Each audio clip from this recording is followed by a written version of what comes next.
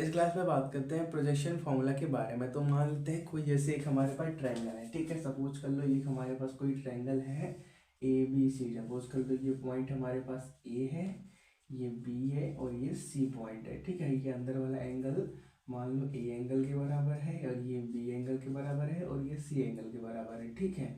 और capital C है, ठीक है। और मान लेते हैं ये जो ए एंगल है उसके जो अपोजिट वाला साइड है, मतलब ये जो ये वाला साइड है ये ए वेक्टर के बराबर है, बी वेक्टर के जो अपोजिट वाला साइड है वो बी वेक्टर के बराबर है, और सी एंगल बी वेक्टर ने बी एंगल के अपोजिट वाला जो साइड है वो बी वेक्टर के बराबर है, और ये सी एंगल है उसके जो अपोजिट साइड है वो सिंपली सी वेक्टर के बराबर है, ठीक है। तो अगर हम ये डिनोट कर दें कि अगर ये जो आपका बी सी वेक्टर है, ठीक है, ये जो बी सी वेक्टर है वो किसके बराबर है, ए वेक्टर के बराबर है, तो इनका मैग्नीट्यूड भी क्या होगा, सेम होगा, जिसको हम सिंपली ए से मान लें। और ये जो आपका ये जो आपका सी ए वेक्टर है वो किसके बराबर है, सिंपली बी वेक्टर के बराबर है। इसका मैग्नीट्यूड को हम इक्वल मान ले तो वो किसके बराबर है, मान लेते हैं एक बी के बराबर है। और ये जो आपका एक ए बी वेक्टर आ रहा है मान लेते हैं ये किसके बराबर है, सिंपली सी वेक्टर के बराबर है, तो इनका मैग्नीट्यूड भी सेम होगा, मान लेते हैं सिंपली ये सी के बराबर है, ठीक है। तो उस सिचुएशन में कंटिन्यू करते हैं तो देखो उस सिचुएशन में क्या होता है, हम ए का वैल्यू मतलब ए का मैग्नीट्यूड किसके बराबर लिख सकते हैं, बी कॉस सी, दूसरा बी मतलब ये वाला साइड का लेंथ और क्या इसका cos C plus C cos B, ऐसा लिख सकते हैं। और साथ में बी स्क्वायर टू क्या लिख सकते हैं, C cos A plus A cos C लिख सकते हैं, और C square to A cos B plus B cos A लिख सकते हैं, ठीक है। तो बात करते हैं इसी के प्रूफ के बारे में। तो पहले बात करते हैं पहले पार्ट के बारे में, ठीक है। तो देखो इसमें क्या करना है हमको, A equal to B cos C plus C cos B prove करना है, ठीक है। तो देखो हम बात करते हैं इस ट्रायंगल के बारे में। तो यहाँ पे क्या है, एक ट्रायंगल हमारे पास ये है ए वेक्टर, और क्या एक ट्रायंगल ये है हमारे पास बी वेक्टर। तो ट्रायंगल लॉ क्या बोलता है कि अगर दोनों का आपको सम निकालना है तो जो रिजल्टेंट होगा, रिजल्टेंट मान लेते हैं कोई सी वेक्टर होगा, तो वो क्या पहले के हेड सॉरी पहले के टेल और दूसरे के हेड को मिला के बनना चाहिए। मतलब ये जो सी वेक्टर है उसका टेल पहले के टेल पे रहना चाहिए, और जो बी वेक्टर है उसका हेड और सी का हेड साथ में रहना चाहिए। ट्रायंगल लॉ ये बोलता है। लेकिन देखो यहाँ पे क्या है, साइन यहाँ पे डायरेक्शन अपोजिट हो गया, मतलब सी वेक्टर का डायरेक्शन क्या हो गया, अपोजिट हो गया, ठीक है। तो अगर इस सिचुएशन में अगर हम बात करें तो सी वेक्टर किसके बराबर होगा, ए प्लस बी वेक्टर के बराबर होगा, ठीक है। लेकिन मान लेते हैं कि जैसा उसमें सिचुएशन दिया हुआ है कि सी वेक्टर का डायरेक्शन ये हो गया, ठीक है। तो देखो अगर हम ऐसा एज्यूम कर लें कि सी वेक्टर का डायरेक्शन, तो हमने ऐसा बना दिया, अगर सी वेक्टर इस डायरेक्शन में है तो जो माइनस सी वेक्टर होगा किस डायरेक्शन में होगा, वो आगे की डायरेक्शन में होगा, इधर के डायरेक्शन में होगा। ये बात क्लियर है। अगर सी इधर मान लिया है तो माइनस सी ऊपर की तरफ मानना पड़ेगा, ठीक है। अब इसको भूल जाओ, ठीक है। तो देखो इस सिचुएशन में क्या होगा, जो रिजल्टेंट होगा ए प्लस बी वो किसके बराबर होगा, इसके माइनस ऑफ सी वेक्टर के बराबर होगा। तो माइनस सी के उधर लाओगे क्या हो जाएगा, A plus B plus C equal to zero, जिससे हमको क्या मिल जाएगा, एक इंपॉर्टेंट रिजल्ट मिल जाएगा, जिससे हम क्या कर सकते हैं, किसी भी दो के बीच रिलेशन निकाल सकते हैं, ठीक है। तो पहले हम बात करते हैं इसी ट्रायंगल के बारे में, बी सी। बात करते हैं ट्रायंगल बी सी और plus C A plus A B, ये किसके बराबर होंगे, इनका सम टोटल जीरो के बराबर होगा। करने का मतलब ये सिंपली ए प्लस बी प्लस सी किसके बराबर होंगे, जीरो के बराबर है, ठीक है। तो देखो पहले में क्या करना है, हमको ए निकालना। तो क्या कर लेते हैं, ए को इधर ही रहने देते हैं और बी और सी को उधर भेज देते हैं। तो क्या बन जाएगा, माइनस बी माइनस सी बन जाएगा, ठीक है। दोनों में से माइनस कॉमन निकाल लो तो क्या मिल जाएगा, ये सिंपली बी प्लस सी और माइनस के साथ, ठीक है। तो अब क्या कर लो, दोनों के साथ ए का डॉट प्रोडक्ट कर दो, ठीक है। तो ये दोनों साइड ए का क्या कर दो, डॉट प्रोडक्ट। यहाँ पे क्या मिलेगा, ए डॉट ए मिलेगा, और यहाँ पे क्या मिलेगा, minus of A dot B plus C मिलेगा, ठीक है। तो जो हमने कुछ टाइम पहले डिस्ट्रीब्यूटिव प्रॉपर्टी पढ़ी हुई है उसको उसी को अप्लाई कर लेंगे, ठीक है। डिस्ट्रीब्यूटिव प्रॉपर्टी मतलब हम डिस्ट्रीब्यूट कर सकते हैं, ठीक है। तो यहाँ पे क्या मिलेगा, ए डॉट ए का मतलब सिंपली मॉड ए का स्क्वायर, ठीक है। मॉड ए का स्क्वायर या सिंपली इसको हम ए का स्क्वायर लिख सकते हैं, हमने अभी देखा, ठीक है। और यहाँ पे क्या है, माइनस को बाहर रखो, पहले क्या मिलेगा, ए डॉट बी मिलेगा, और फिर क्या मिलेगा, प्लस ए डॉट सी मिलेगा, ठीक है। इसी को बस क्या करना है, हमको ओपन करना है, ठीक है। एक सेकंड इसको नोट कर लो आप। चलो तो देखो यहाँ पे क्या मिलेगा आपको, मॉड ए का स्क्वायर मतलब ए का square is equal to minus of, यहाँ पे क्या है, ए डॉट बी को ओपन करो, मोड ए मोड बी, और फिर इन दोनों के बीच में एंगल मान लेते हैं कुछ cos थीटा के बराबर। अभी हम देख लेंगे क्या इतना एंगल है, और साथ में क्या ये वाला दूसरा पार्ट, ये पहला पार्ट हो गया, प्लस ए डॉट सी मतलब mod of A mod of C हो गया cos थीटा। ठीक है, ये हो गया हमारे पास दूसरा पार्ट।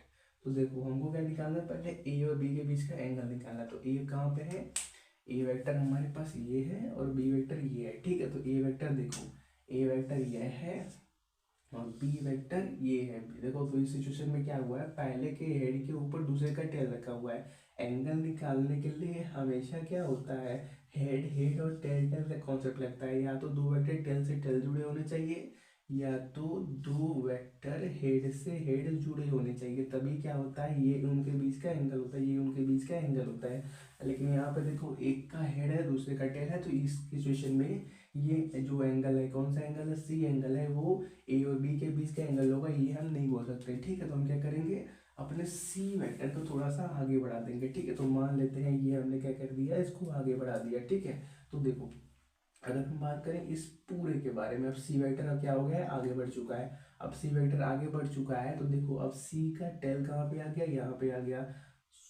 सी वेक्टर आगे नहीं बढ़ चुका, ए वेक्टर आगे बढ़ चुका है। देखो यहाँ पे ए वेक्टर है, सी तो पॉइंट है ना, सॉरी वो हो जाती है। तो देखो ए वेक्टर आगे बढ़ चुका है, तो देखो ये जो ए वेक्टर आगे बढ़ गया, अब उसका टेल यहाँ पे आ गया, और बी वेक्टर का टेल तो यहाँ पे है। मतलब इस सिचुएशन में ये जो बाहर वाला एंगल है वो क्या, इन दोनों ए और बी वेक्टर के बीच का एंगल है। ठीक है, तो देखो हमने क्या बोला, ये पूरा जो होगा वो कितना होगा, 180 डिग्री होगा। अब 180 डिग्री में से ये सी हटा दोगे तो यही तो बचेगा, ये कितना हो गया, 180 माइनस सी। ठीक है, ये बात क्लियर हुआ। हमने क्या बोला, अब क्या कर दो, ए वेक्टर को आगे बढ़ा दो। ए वेक्टर को आगे बढ़ा दिया तो ए का टेल यहाँ पे आ गया, हेड तो आगे बढ़ना ही वाला है। अब बी वेक्टर क्या है, बी वेक्टर यहाँ से स्टार्ट हुआ है और ऊपर की तरफ गया हुआ है।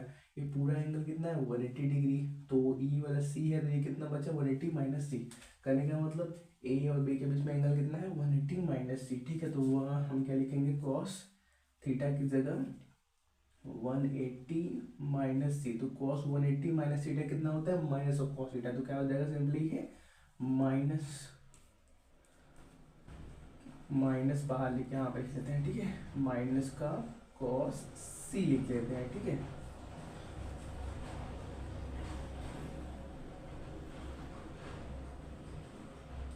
अब देखो नेक्स्ट बात करना है हमको ए और सी के बीच के एंगल के बारे में। तो देखो यहाँ पे भी क्या है, यहाँ पे इसका हेड है, इसका टेल, मतलब यहाँ सिचुएशन में भी हम इन दोनों के बीच का एंगल अभी नहीं निकाल सकते। तो क्या कर लेते हैं, अपने सी वेक्टर को थोड़ा सा आगे एक्सपेंड कर देते हैं। ठीक है, सी आगे बढ़ा दोगे तो सी का टेल यहाँ पे हो गया, और ए का टेल तो यहाँ पे है ही। तो ये जो यहाँ पे ये जो एंगल बन रहा है, ये क्या है, सी और ए के बीच का एंगल है। ठीक है, तो देखो हम क्या बात करते हैं, इसी के बारे में। तो देखो ये जो स्ट्रेट लाइन है, ये पूरा कितना होगा, ये पूरा होगा 180 डिग्री। पूरा 180 ऊपर का बी, तो नीचे का कितना, 180 माइनस बी। तो यहाँ पे क्या आ जाएगा, कॉस थीटा की जगह 180 माइनस बी मिल जाएगा। तो कॉस 180 माइनस थीटा का मतलब माइनस का कॉस थीटा, तो माइनस का एक साइन बाहर रहेगा, माइनस का एक साइन बाहर रहेगा। और फिर यहाँ पे क्या मिल जाएगा, कॉस ऑफ कितना मिला था, बी मिला था। ठीक है, तो ये मिल गया हमको, बस इसको सिंपली ओपन करना है। ठीक है, तो माइनस अंदर मल्टीप्लाई करोगे तो ये वाला माइनस खत्म हो जाएगा, और यहाँ पे मल्टीप्लाई करोगे तो ये वाला माइनस खत्म हो जाएगा। तो ओपन कर दो सिंपली, मॉड लगा है तो मतलब सिंपली ए लग लिखा हुआ है। ठीक है, तो ए का square is equal to A B cos C plus यहाँ पे क्या मिलेगा, ए सी कॉस बी मिलेगा। ठीक है, फाइनली ये डबिंग नहीं मिला हुआ है, तो हम क्या कर लेते हैं, दोनों साइड ए सी डिवाइड कर देते हैं। ए सी डिवाइड कर दोगे तो एक सेकेंड कंटिन्यू करता है। ठीक है, तो ए से डिवाइड करने के बाद आपको क्या मिलेगा, यहाँ से ए मिल जाएगा, सिंपली यहाँ से ए कैंसिल हो जाएगा, बी कॉस सी मिल जाएगा, और प्लस यहाँ पे ए से डिवाइड करोगे तो ए कट जाएगा, सिंपली सी कॉस बी मिल जाएगा। ठीक है, तो वही बात हमको क्या करनी थी, पहले पार्ट में प्रूफ करने थे। ठीक है, आप इसको नोट करो, हम बात करते हैं सेकेंड पार्ट के बारे में। ठीक है, तो चलो देखो सेकेंड पार्ट में क्या है, B equal to C cos A plus A cos C prove करना है। तो उसमें हम क्या करेंगे, बी को इधर रखेंगे, इस बार बी को इधर रखेंगे और अपने ए और सी को राइट में भेज देंगे। ठीक है, तो देखो हमको क्या मिलने वाला है, इस बार यहाँ पे b is equal to minus of A plus C vector मिलने वाला है। ठीक है, अब क्या कर दो, b से डॉट प्रोडक्ट कर दो दोनों में। ठीक है, तो क्या मिल जाएगा यहाँ पे b डॉट बी मिल जाएगा, और राइट में क्या minus of B dot A plus C मिल जाएगा। ठीक है, बस क्या कर दो, डिस्ट्रीब्यूट कर दो, तो क्या मिल जाएगा, बी डॉट बी का मतलब सिंपली मोड बी का स्क्वायर, मतलब सिंपली बी का स्क्वायर। यहाँ पे क्या मिलेगा, minus of B dot A लिख दो या ए डॉट बी लिख दो, दोनों का मतलब सेम ही होता है। ठीक है, और प्लस बी डॉट सी मिल जाएगा। ठीक है, इतना हो गया, बस क्या करना है, इसी को आपको ओपन करना है। तो ठीक है, तो क्या मिल जाएगा, B square is equal to minus का साइन, अरे यार ये स्क्रीन का बहुत दिक्कत हो रहा है आजकल। चलो कंटिन्यू करते हैं। तो क्या मिलेगा, पहले हमको माइनस का साइन बाहर है, बी डॉट ए का मतलब मोड बी मोड ए, और इन दोनों के बीच का एंगल, बी और ए के बीच का एंगल देखो, बी ये है और ए ये है, इन दोनों के बीच का एंगल कितना निकाला, अभी हमने निकाला 180 माइनस सी। ठीक है, 180 डिग्री माइनस सी, तो मतलब सिंपली कितना मिलेगा, माइनस ऑफ कॉस सी मिलेगा। ठीक है, ये हो गया इतना पहले पार्ट का आंसर। और फिर क्या, प्लस बी डॉट सी का मतलब mod of B mod of C, और इन दोनों के बीच का एंगल, बी और सी कहाँ पर है, बी यहाँ पे हमारे पास, सी यहाँ पे। ठीक है, तो देखो किसी को भी उठा लो, अगर बी को मानते हो ये, तो बी का हेड है, सी का टेल है, सी यहाँ पे देखो बी का हेड है और सी का टेल है, तो यहाँ पे दोनों के बीच का एंगल हम नहीं बोल सकते, तो हम क्या कर लेते हैं, थोड़ा सा कंस्ट्रक्शन करते हैं, हम बी वेक्टर को थोड़ा सा आगे बढ़ा देते हैं, बी वेक्टर को हल्का सा आगे बढ़ा दोगे तो ये हो गया हमारे पास बी वेक्टर, बी वेक्टर का टेल यहाँ पे है और सी वेक्टर का टेल तो यहाँ पे था ही। ठीक है, तो ये जो एंगल बन रहा है थीटा, ये क्या है, इन दोनों के बीच का एंगल है, किसके, बी और सी वेक्टर के। ठीक है, तो देखो ये पूरा 180 होता है, ए यहाँ से ये इतना ए है, तो ये ऊपर वाला कितना बचा, 180 माइनस ए बचा। ठीक है, तो बी और सी के बीच का एंगल 180 माइनस ए, तो क्या रखोगे, कॉस थीटा की जगह कॉस 180 माइनस ए रखोगे, तो कॉस 180 माइनस ए का मतलब सिंपली माइनस का कॉस ए, तो माइनस कॉस ए होने वाला है। ठीक है, बस क्या करोगे, माइनस से मल्टीप्लाई करोगे तो इसका माइनस भी कैंसिल, इसका माइनस भी कैंसिल, बस क्या कर दो, ओपन कर दो, आपके पास रिजल्ट आ जाएगा। ठीक है, तो क्या मिल जाएगा, B square is equal to, और क्या, B A cos C plus B C cos A. अब क्या कर दो, बी से डिवाइड कर दो, तो यहाँ पे क्या हो जाएगा, सिंपली बी बच जाएगा, और यहाँ पे क्या बच जाएगा, ये बी कैंसिल हो जाएगा, और यहाँ पे ये बी कैंसिल हो जाएगा, तो क्या मिलेगा, बी इक्वल टू, और क्या मिलेगा, ए cos C plus C cos ए। दूसरा पार्ट हमारे पास प्रूफ हो गया। ठीक है, अब बात करते हैं थर्ड पार्ट के बारे में, सी वेक्टर किसके बराबर, सी में मतलब मैग्नीट्यूड किसके बराबर है, A cos B plus B cos A के बराबर है। ठीक है, तो उसमें क्या करो, सी वेक्टर को उधर रखो इस बार, और ए प्लस बी इधर कर दो। ठीक है, अब क्या कर दो, दोनों साइड सी वेक्टर से डॉट प्रोडक्ट कर दो। ठीक है, तो यहाँ पे क्या मिलेगा, सी डॉट सी मिलेगा, और यहाँ पे क्या मिलेगा, यहाँ पे आपका बी हो जाएगा, और हम क्या करेंगे, सी से डॉट प्रोडक्ट करेंगे इस बार। तो देखो सी डॉट सी का मतलब सिंपली सी का स्क्वायर मिलने वाला है। ठीक है, तो यहाँ पे सी का स्क्वायर चलेगा, और यहाँ पे माइनस क्या चलेगा, सी डॉट ए, तो पहले क्या चलेगा, सी डॉट ए चलेगा। ठीक है, फिर क्या मिलेगा, सी डॉट बी मिलेगा, तो सी डॉट बी, चलो B dot C, B dot C करो या सी डॉट बी, दोनों को मतलब सेम ही होता है। ठीक है, तो उसको वैसे रहने दो, तो क्या मिल जाएगा, बस क्या करो, ओपन करोगे तो mod of C mod of A, और सी वेक्टर और ए वेक्टर के बीच का एंगल, सी वेक्टर ये ए वेक्टर ये, इन दोनों के बीच का एंगल 180 माइनस बी, मतलब क्या, कॉस 180 माइनस बी, मतलब सिंपली माइनस का कॉस बी, तो क्या मिल जाएगा, माइनस का साइन एक और कॉस बी मिल जाएगा। और फिर क्या, बी और सी के बीच का एंगल तो ये रहने वाला है, मोड बी मोड सी, बी वेक्टर कहाँ ये है, ए वेक्टर ये है, दोनों के बीच का एंगल 180 माइनस सी, बी वेक्टर और सॉरी सी वेक्टर यहाँ पे है, तो कितना मिल जाएगा, 180 माइनस है, तो मतलब क्या, माइनस का कॉस ए मिल जाएगा सिंपली। ठीक है, तो माइनस माइनस कैंसिल हो जाएगा, जब ये बाहर वाला मल्टीप्लीकेशन मिल जाएगा, ये जो बाहर था वो अंदर मल्टीप्लाई मिल जाएगा, तो माइनस कैंसिल हो जाएगा, मतलब क्या मिल जाएगा, C square equal to C A cos B बचेगा plus B C cos A बचेगा। बस क्या कर दो, दोनों साइड सी से डिवाइड कर दो, तो एक से कैंसिल, यहाँ से एक से कैंसिल, और यहाँ से एक से कैंसिल, मतलब क्या बचेगा, C equal to A cos B, C equal to A cos B plus B cos A. ठीक है, आप नोट कर लो।